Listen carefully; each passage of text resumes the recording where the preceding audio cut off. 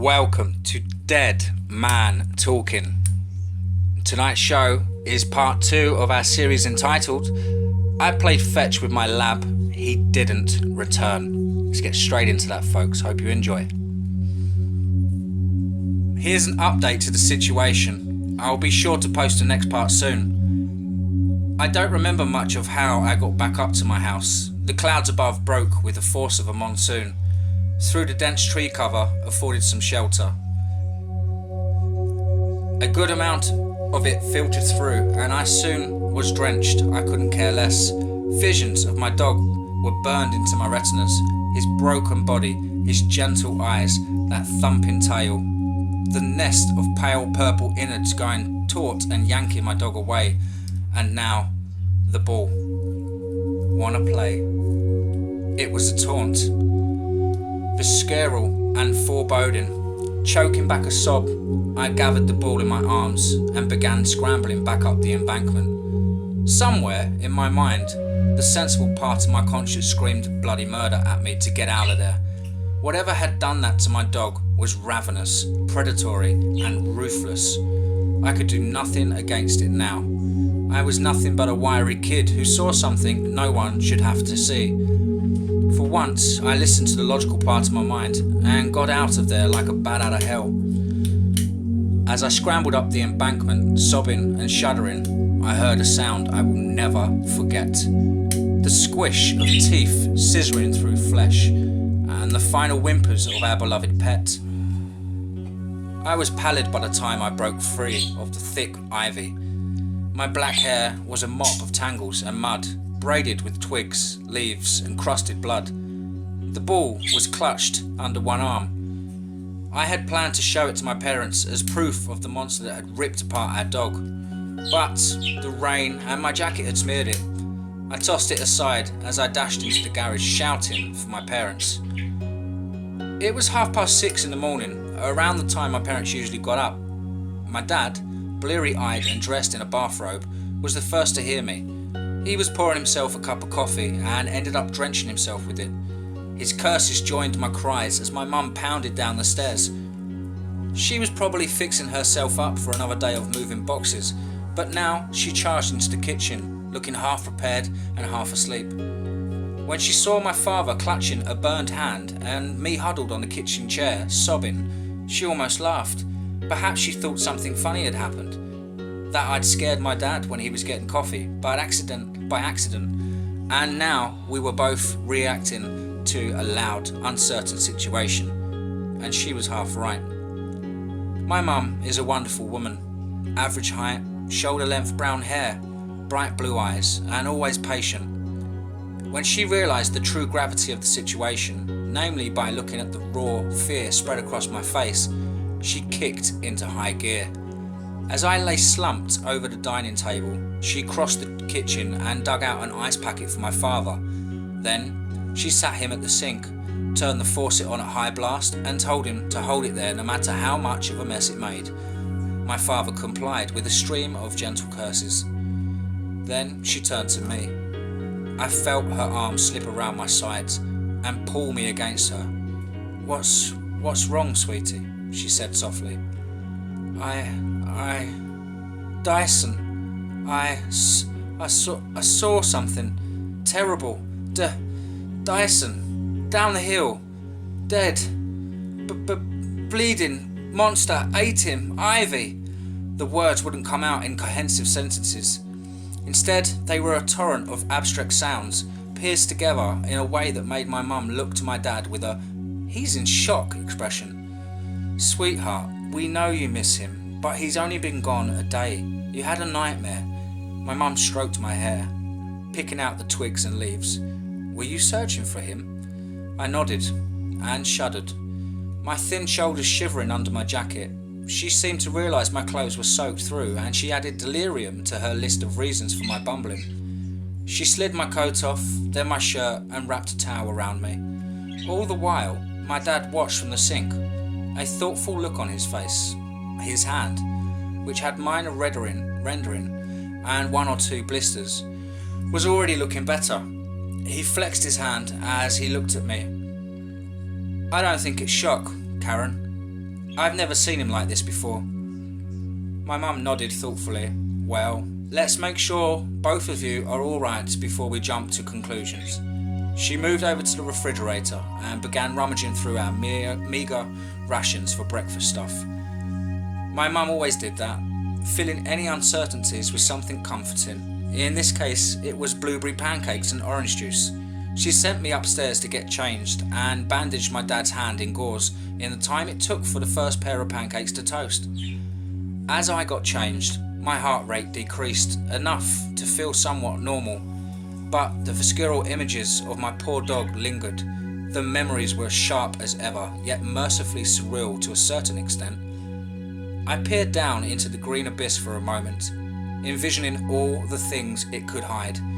What could have done something like that to the family pet, let alone a large one? And the ball, the most unnerving aspect of all. Whatever tore Dyson apart could write, and it was sadistic enough to taunt a child. Wanna play? I shook my head and headed back down to the kitchen, where at least I had company. My mum gave me a sympathetic look as I eased myself at the table. Outside, the rain poured down with a vengeance, turning the world into an expanse of muted greens and silvers. I dug into the pancakes while my parents talked to one another in hushed tones. Words like disturbed, exhausted, young, shock and frozen trickled through my mind, but it didn't bother me. I was only 10. I had seen something gut-wrenching to the point where even I questioned its existence, and adults had a way of rationalising the words of a kid to the point where they could easily be discounted. I knew what I'd said was difficult to believe, but at the very least my father vouchsafed my explanation with a second look. He wanted me to show him where I'd seen Dyson. I gulped down a piece of pancake and reluctantly agreed. We waited for the rain to subside, and in that time I managed to convince my father to bring a gun in case there really was some sort of rabid animal. As a hunter, he was pragmatic enough to entertain the possibility of some sort of predator inhabiting the ravines. My mum spent the time busying herself with the dishes and then continuing on projects around the house. That was something I noticed early on about my parents. My mum took difficult news like this, and it was a chore because that way she could turn it into something useful. My dad was difficult. He, a big, lanky guy who took difficult news in a somber way and mulled it over in his mind until he came to terms with it.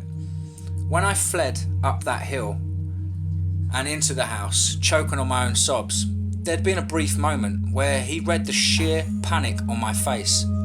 He was thinking about what could scare a kid that bad.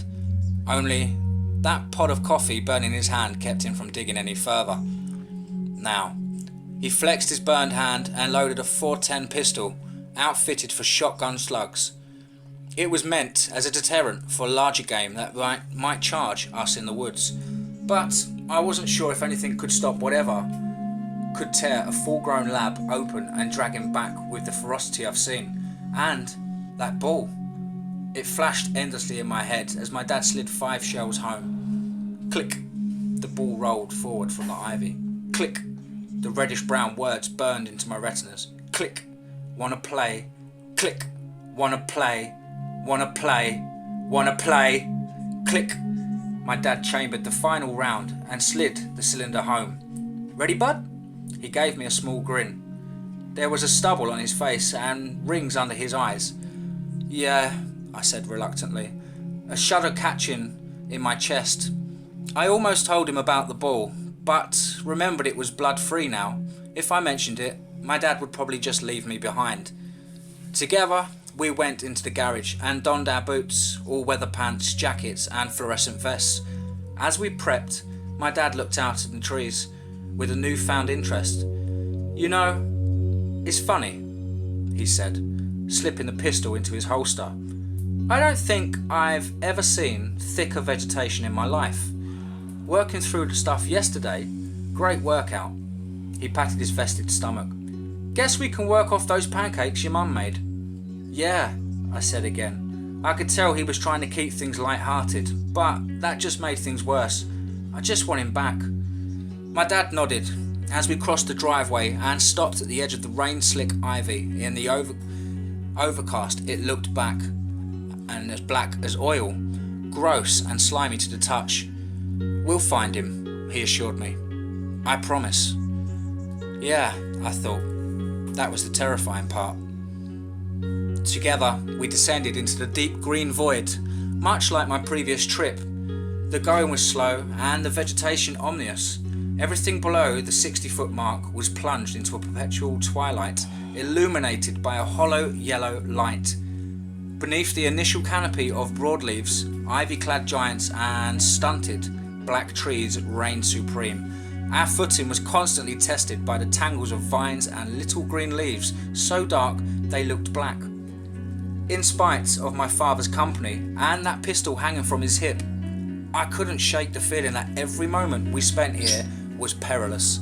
We didn't belong in places like this. We only visited it, hunted the creatures that inhabited it, and left before we realised we were out of our depth. I began to imagine this was another hunt for something other than whatever we were currently looking for. To make matters worse, I couldn't shake the feeling that we were being observed. From some vantage point in this twisted, hidden world of ivy-choked vegetation, an entity watched us. I wondered if it had watched Dyson too, perhaps curious as to why the dog would return to its domain, or why I would either, for that matter, after the horrendous things I'd seen. I found the tunnel entrance with relative ease this time around. A 10-foot opening smothered in cascades of rugged greenery. I began trembling as visions of my slaughtered dog returned.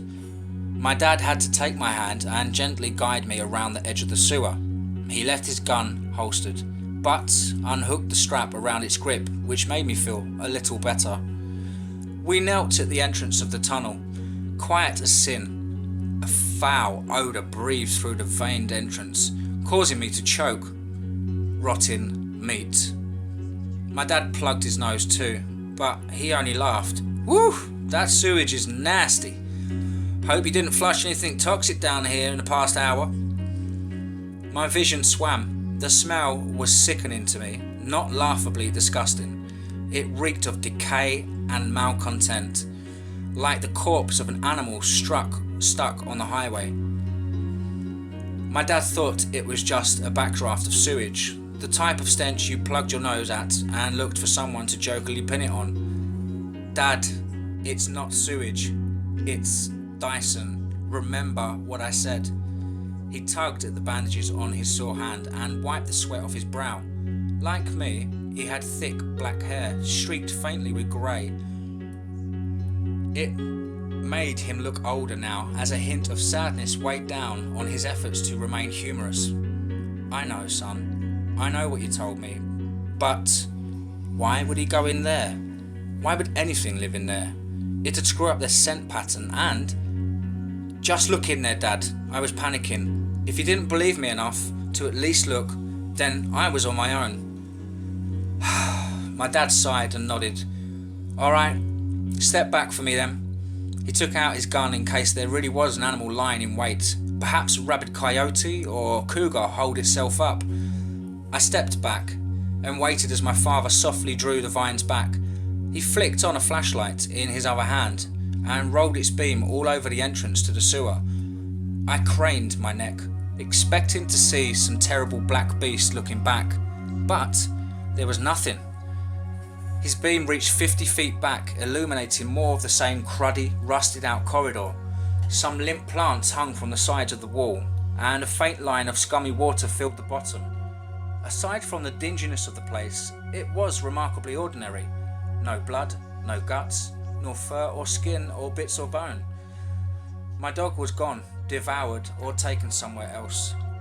Well, it's certainly creepy, my dad laughed, trying once more to lighten the atmosphere. I can see why you think Dyson might have disappeared in there. I shook my head. No, something pulled him in. I don't know what it was, but I saw it. My dad rubbed my shoulders and pointed to where the extremity of his beam faded out. It caved in. It's hard to tell with the metal being the same colour, but there's a wall of dirt. Dyson couldn't have gone this way. I bumbled at the revelation, searching frantically for an explanation. My dad seemed content with letting me talk, but he wasn't listening anymore. For him, we'd achieved resolution. He holstered his pistol and began to lead the way back up. I followed slowly, numbed by the feeling that I really might have hallucinated the entire thing.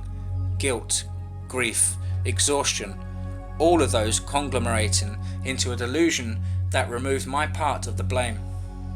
I don't understand why I would imagine something so horrendous, and neither did my parents, and they didn't want to know where the child came up with such atrocities.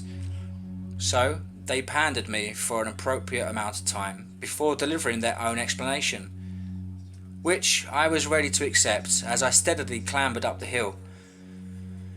At least until I felt something tug at my jacket, a draft of wind being sucked into the tunnel, trying to take me along with it. Something about that felt wrong, but I was too dejected to investigate. All I knew was that the wind didn't blow through a dead space. There was probably another entrance. After we rejoined the modern world at the top of the ravine and shrugged out of our hunting attire, I was ready to focus on something else. I guess that's what my mum's doing. I wanted to find something to occupy myself for the rest of the day, and my dad was all too happy to oblige. We spent the rest of that day painting the kitchen and living room walls in a light shade of yellow. It fit the home's spacious contemporary furnishings and warded off the oppressive greenery around us. That night I fell asleep with little trouble. The shadows of the swaying trees above me lulled me into a hypnosis again, and I stayed that way until I was on the precipice of slumber. Just as I was ready to pass out once again, the scratching returned. As ever, it was frantic, pitiful sound. Thin shadows darted along the space between my door and the floor, and I watched them passively. Fear mingled with the desire to sleep, and for once I let sleep win me out. The scratching faded with the darkness. The next morning, I awoke at 6:32. Rather early for me in spite of the past couple of days wearing down me. But it felt good to be free of my bed. I got dressed quickly, hearing my parents moving about down the hall as well. As I slid a bright green shirt sporting the logo of some tacky restaurant over my head, the memory of the scratching returned. I shuffled over to the door curiously and opened it to check for a detail I hadn't thought of before. Claw marks. Whenever Dyson slid on our wooden floors, my mum always flipped out about the scratches he would leave, but I never saw him inflict too much damage, just a small graze amid the thousands of scratches in our home. The base of my door was scratch free, however, not a mark where I expected tons of them to be. I scanned the small lip of wood where the doorframe met the floor and gave it a closer look. I started on the left side and moved to the right, taking in every inch of the raised wood. Something caught my eye when I got within a couple of inches of the right frame. It was small and faint, carved in the same sketchy writing as the blood-smeared ball. "We're gonna play someday." I shuddered at the childish enthusiasm. It was the type of writing one could expect from an adult talking to a kid or a dog, condescending and syrupy. I gagged at the thought that whatever killed my dog might have thought it was only playing. Tug of war with the guts. There's no way. No way. My mind reeled at the message, trying to dampen the fear blossoming in my chest, but then a bone-scorching scream from downstairs shot that fear through me like a bolt. I scrambled downstairs in seconds, my father 2 steps ahead of me. This time he and I were carefully not to jostle one another for fear of another accident. As we stumbled into the kitchen, we found my mum standing paralysed in the kitchen.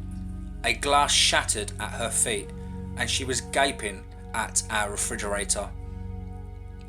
My heart was seized in a cold fist as I saw the grisly sight too.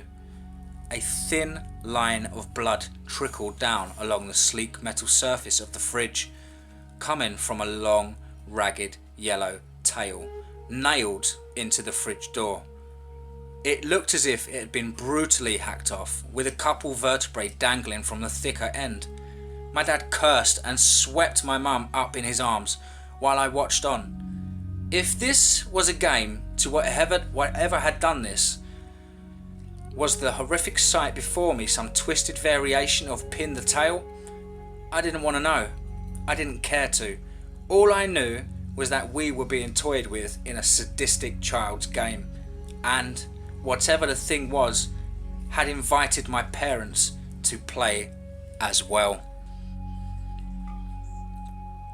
I hope you enjoyed that, guys. Please do like, share, comment, and if you haven't already, subscribe. Remember, folks, be safe, not sorry.